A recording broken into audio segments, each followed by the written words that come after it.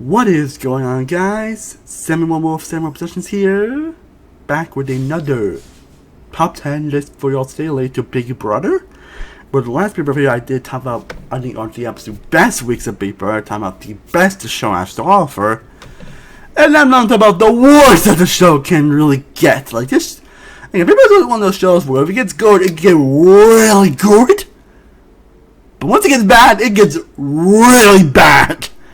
Like, seriously bad sometimes. So I think I'd do some fun. Yeah, we're now just talk about the best weeks of Big Brother US, and I also do plan on doing a best weeks of Big Brother Canada next after this. Actually, that makes sense to do the worst ones before that. As I now talk about what I think are the worst weeks in Big Brother history. The weeks that were just boring, uninteresting, had pretty terrible moments, of which a slog to get through, honestly. And as always, again, this is just my personal opinion of what I personally think are the worst weeks of the show. And again, this is about the US portion, not Canada. And even, honestly, if I wouldn't include Canada anyway, I don't think any of the bad weeks from that season would even be on this list. Just to be honest, I don't think it's even more than actually I'm not even going to end up making an actual list because there's not. To be honest, there haven't been many terrible weeks to Big Brother Canada, in my opinion. Like, there've been a couple bad weeks, but not enough to actually make this list. That's on the opposite. I'm not going to do a worst Big Brother Canada we're going to say, and that's just how I feel personally, but I mean, that's how really good Big Brother Canada is, but that's beside the point. But yeah, my personal opinion, again, I would love to know what you think of the worst Big Brother weeks down below in the comment section.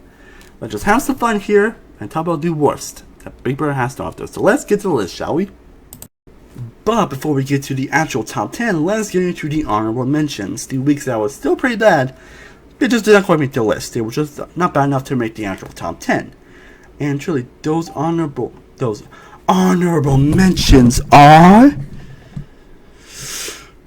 Week 5 from Big Brother 2, Week 7 from Big Brother 4, Week 7 from Big Brother 9, Week 1 from Big Brother 9, Week 8 and 2 from Big Brother 24, Week 11 from Big Brother 23, Week 2 from Big Brother 19, Week 6 from BB 15, and Week 8 from BB 17. Again, they were still pretty bad weeks. Had some pretty bad moments and some pretty terrible aspects. Actually, like, there was a couple of weeks I was probably didn't actually make the actual list.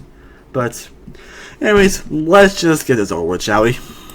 Now, kicking off the list at number 10, the 10th worst week in Big Brother, is Week 3 from Big Brother 22. And again, spoiler, this is not the only, obviously, Big Brother 22 you see on this list. Again, Big Brother 22, and it's so disappointing how bad Big Brother 22 was, because, again, it was the first All-Star season in 15 years, something that was so freaking hyped. And while, yes, you can kind of blame, the pandemic for everything that went on, honestly, that we didn't get the true best of the best players. That's what else you found the season was pretty freaking boring.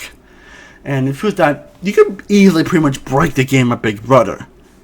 Honestly, like, and spoiler, this isn't going to be the only Big Brother 22 week you'll see on this list. I did try to limit myself to at least 2 or 3. Spoiler, but yeah, Week 3 is definitely starting on this list because, and to be honest, there's not really any downright terrible. Like, there's not a terrible moment that happens or a terrible decision. It's just freaking boring. It's just absolute boring. Where basically Tyler won HOH, he puts up case of Janelle, Corey wins veto, and Janelle gets evicted. Nothing really interesting or engaging happens. It's just a standstill throughout the majority of the week. Nothing really surprising or interesting happens, which truly you can say for most Big Brother 22. But this was kind of a new level, and it's one of the most obvious evictions ever in the history of Big Brother, which just makes it pretty boring. Boring, and boring is not something you can't which say about reality shows Big Brother, but yeah, Big Brother 22 kicks off this list. Okay. Now coming in at number 9, we have Week 2 from Big Brother 9. Big Brother 9 has always been an interesting season, that's for sure. And it was the season that was kind of the first winter season because of the riot strike that happened, and obviously we're getting one riot strike happening now, which is why we're going to get Big Brother season later on in the year. So that's always interesting. And Big Brother 2 is I always see Big Brother 9 to be kind of a guilty pleasure season in some areas because it has some pretty terrible people and has some pretty terrible action sometimes. Yeah, Borderlands list, I knew I was going to put at least like 1 week on this season, and there was definitely debate on which one I used the worst week, honestly, because I could have put like week 1 on this list, considering it was probably had some pretty terrible people, have seen some pretty terrible stuff, honestly. Like some pretty insane stuff sometimes, honestly, and I could have wrote Super Week 7 as well, because of, Chelsea, but I guess just for week 2, again, but honestly, those are just more still fun, they still had their fun moments. Well, week 2, do really aside from having stuff going on, not really having much of an impact. Don't get much issue with competitions. You do get some fights. You get like a couple of testers get like kind of evacuated a little bit for the house for a little bit and they come back. But and overall though, it's just a really boring week and just not much. Aside from that, not much really happens. Really, all I can really say about this week. Sorry, it's just boring. Yeah, now we go from 2 just bad boring weeks to now we get to the really terrible weeks and the really terrible HOH reigns on this list. And gonna get at number 8, we have week 4 from BB19. I mean, I'm kind of surprised this week isn't actually any higher on this list, but that should tell you about the other weeks on this list, so that should tell you something. But yeah, BB19, I'm making clear BB19 is honestly my least favorite season of the show. But spoiler, one of the weeks actually is my number 1 actually, surprisingly, but spoiler, but again, BB19 is like my least favorite season of the show. Again, one of 3 seasons of the list that actually, one of 3 seasons that had 3 weeks that, well, I literally almost quit watching the show. Like 19 and a couple other seasons we'll actually get into later, where there are 3 certain weeks in general where I actually started quitting watching Big Brother. Anything that would probably cause me to be actually much higher on this list, honestly, but it's, which I think honestly would, honestly, but I think the other weeks are just in some different areas are like a lot more worse, so. Because it is, what makes me so frustrating is that you only have Cody return, which not very frustrating. Seeing Cody nowadays, it kind of is, but basically Jessica actually went to HOH honestly, and think, oh my god, Jessica's gonna burn the house. She might actually blow up Paul. She might burn out some of the big majority of alliance. And but she doesn't want them, but yet she doesn't want her closest allies. In spite of the fact that she also won the veto, she still cut him up, and he got evicted. And basically, Cody and Jessica ended up getting evicted in the next couple weeks.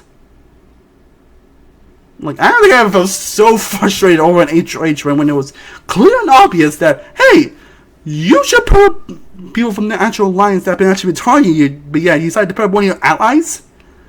Like, I get the whole pawn thing, but there was no reason to put up a pawn. Like, I usually don't get flabbergasted by some people's moves, honestly, because I know it's just TV, but, and sometimes dumb moves can also make for some awesome TV, but it just made for some pure frustration. I mean, and also having this like terrible cast didn't really help either, and honestly, and it was clearly obvious that you probably should have voted out Paul and everything, but yeah, you decided not to for reasons. And you get about like maybe a couple other allies too, and but again, you decided not to, and obviously that came back to bite him in the ass. You think my frustration this season should have actually been high on this list, but all enough, 7 movies actually pissed me off just a tad bit more. So that should tell you something nice we've been talking about. Now, coming in at number 7, we have week 3 from Big Brother 15. Yeah, Big Brother 15 season I don't really hate as much as I used to, honestly. Honestly, I don't think it's a good season in the slightest. Having some of the most unlikable characters to have ever graced Big Brother, honestly, but there are some aspects on the show that I think have aged a little bit better, and some aspects I definitely do appreciate a bit more the more I think about it, more so the win of Andy. But the season obviously has its pretty terrible downsides, like, of course, everything involving Erin and what she had to say and go through and everything.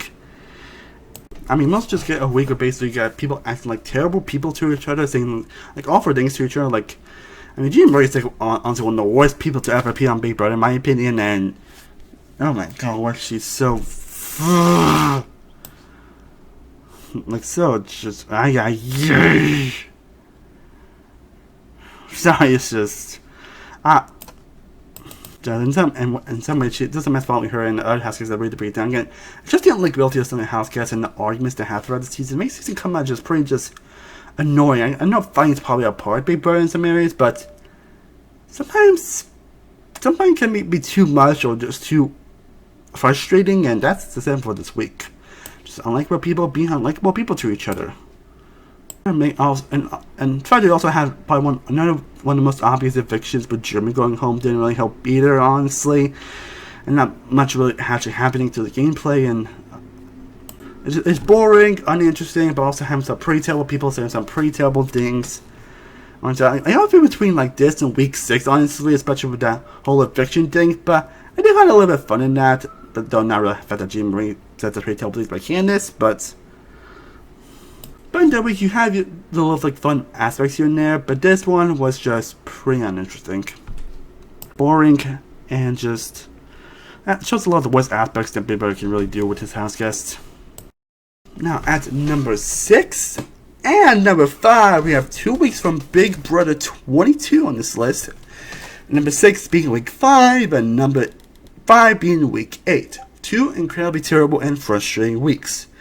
Week 5 basically being with Christmas on HOH, and this is week where I started going back to hating Christmas, because I started to probably like her again, honestly, but I think this improves that she probably might be my least favorite house guest that has ever been on Big Brother, in my opinion, and I'm sure I'm not the only one that has that statement, honestly, to be honest, I think all the Christmas, this is actually the most likable presence, at least on the show. I'm sure she is in real life, though some evidence might say otherwise.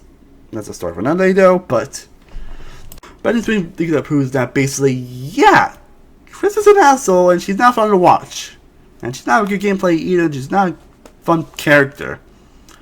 Honestly, a week where basically you get a lot of insaneness that happens with Christmas, ends up winning.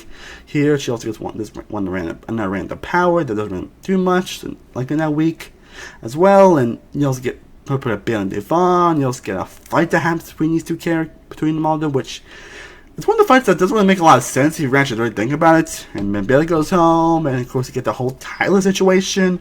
Tyler Christmas was a character I was super ecstatic to return, honestly.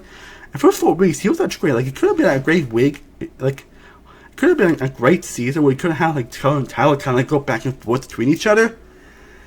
But it turns out Tyler, who around this time was actually missing Angela, who unfortunately broke up very recently, which kind of makes it even more unfortunate.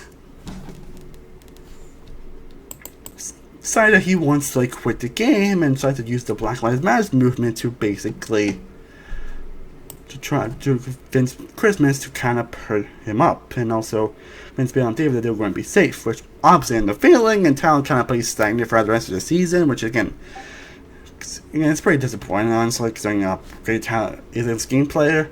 Honestly, I get his intention, I just don't think it was actually the best. Which makes for first string week, then we get to week 8, which is one of the most disappointing weeks in the history of Big Brother. You got an actual triple eviction. A triple eviction. And yeah, it's just a clean sweep. But basically, you get a pretty easy Kevin boot, which is pretty fortunate. I think I also got Memphis winning it, which also Memphis is not that interesting like we'll play this season either, especially how he treats David. And you get a pretty standard David boot with both of different intrigue, but basically we saw Nicole Christmas and Tyler actually trying to vote on Nicole. David still went at home, honestly, and I'm not as pissed as Enzo, but not voting on Nicole like I used to be. It's still pretty frustrating, and then you get a pretty easy Danny boot. They pretty much wasted a freaking triple eviction. Or at least the timing of triple eviction. I think the timing of triple eviction wasn't the best either. There just wasn't it's just a clean sweep, and not really interesting really happened, which was pretty disappointing. Honestly, again, it's just disappointing and frustrating weeks. For one week, it basically has characters acting pretty terribly towards each other, with Christmas acting terribly towards Billy and Devon, and of course Tyler with that whole Black Lives movement thing. And one week we basically got pretty much a waste of a triple eviction. Well, it was pretty much just stagnant and nothing interesting happening throughout. So, yeah, these definitely belong on the list. And I'm going to talk about 2 more weeks actually, with number 4 and number 3. And while these both actually are from different seasons, they are very similar They are honestly very similar. In terms of one thing, well, number 4 is week 5 from Big Brother 19, and number 3 is week 11 from B16. Now, why are these weeks actually so similar? Oh, you want to know why they're so similar? Because there's no eviction. Because because there was no eviction with basically Paper 19, Jessica found this like power. Basically, she has the power to actually stop an eviction, and no one will actually end up getting evicted. And in a week, when she or Cody were basically one that was going to go home, and she decided actually to stop the eviction. Which we now leaked early pointless. I mean, the week is already boring anyway, but Cody acting like a total asshole. Honestly, which kind of makes it hard to like him at times, despite the fact that he sometimes didn't deserve the treatment he got for palling out people. But then again, I don't think he fed much better or acted much better either. And then B16 were in the freaking final 5. They had this random power out of freaking nowhere. Like people was kind of known for having like very out of nowhere and just out there twist and just powers out of nowhere. And this is one of the most like WTF examples. So we decided to have just a random reset button. Reset button. Basically, they press the button, they basically reset the whole week. And we could basically Frankie won his 5th HOH, and we've been Victoria probably going home, honestly. And then the Fish basically got reset. Like, the only good thing about like, to be honest, it's kind of unfortunate that for week 11 on this list, mostly because it had that amazing Jeff and Jordan proposal moments. Like, that's really one of my favorite moments of show's history. So, which week is this ended up being, but the fact that week ended up being just pointless kind of makes it pretty high on this list. The only reason they're on the top 2 on 6, I actually had them the Beyblade in the top 2. The fact that we have like 2 probably pretty abysmal and just unwatchable weeks of the show, which, if you know Big Brother, you probably would know the weeks I'm talking about. But I think the reason, just the pure reason why, not only was it just like boring weeks, by like Beer 19 not really having anything going on, and Seconds was boring also despite the amazing Jeff and Jordan moments. It's fact again, they ended up not mattering at all, so they kind of are just pointless weeks. They're just there to just stretch out the runtime and just there to just have be boring, just for being there. So it kind of makes it a little worse, honestly. So it's pretty fortunate, honestly. And the reason why week 11 is probably the highest by having that Jeff and Jordan moments, because again, that power just kind of came out. The button just kind of came out of nowhere. And so week 5 from Big Brother 19 is number 4, and week 11 Big Brother 16 is at number 3.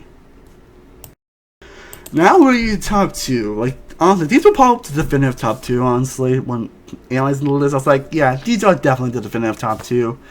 And truthfully, if you have seen Big Brother,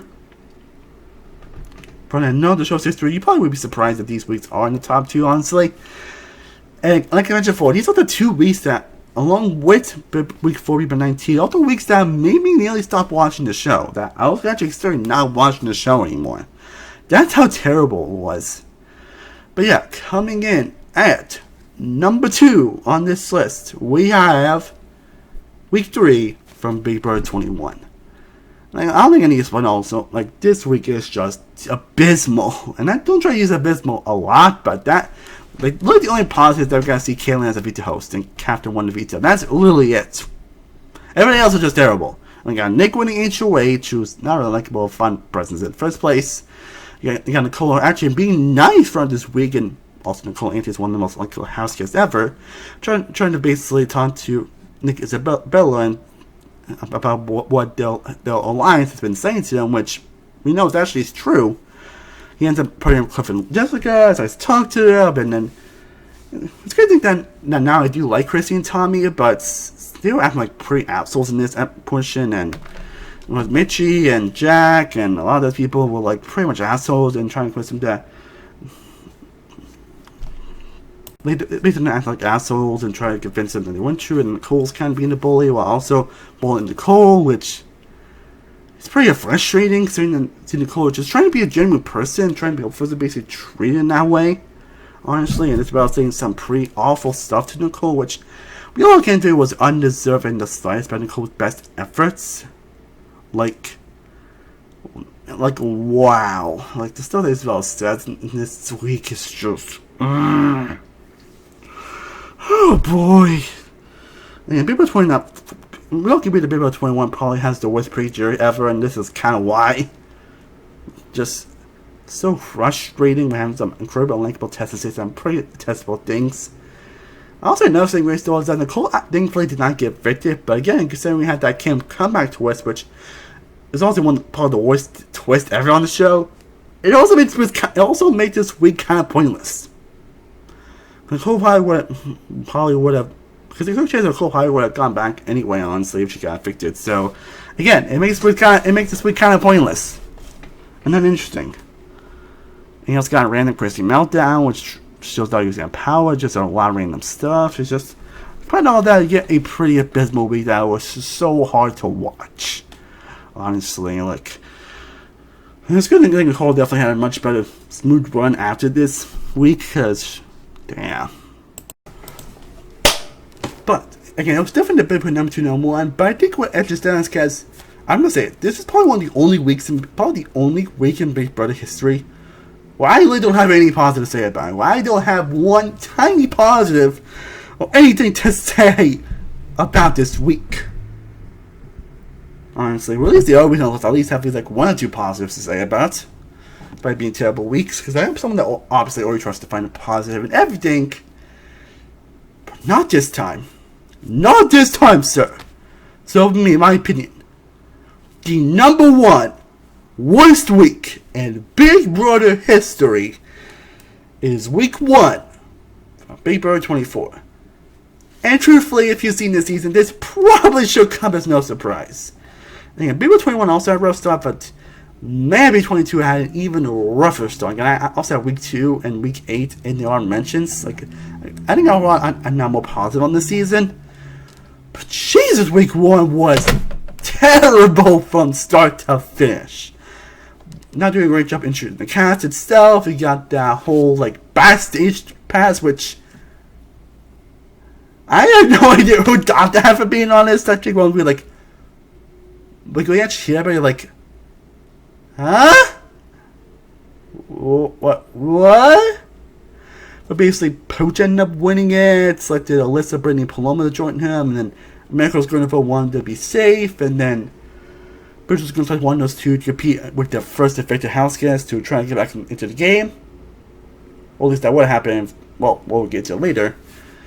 But of course, you probably also know why this week is number 1, or why is this high, why is number 1. It's the whole treatment of Taylor. That's pretty much the big storyline this season, is the treatment of Taylor, who really is one of the biggest graces of God to ever be on Big Brother. Like, she's one of the most purest and most likable people to ever be on the show. And probably really like her. She has a huge fan base, and to be honest, for good reason. Which makes me feel so bad for her in this week. Like, she's a pageant girl, and just got Paloma had this like idea that she was a pageant girl, she was a terrible person, she was an abysmal human being, and started to spread a lot of these rumors about Taylor to the house, and saying that she's an awful person and she's done this, she's done that, and everyone believed it.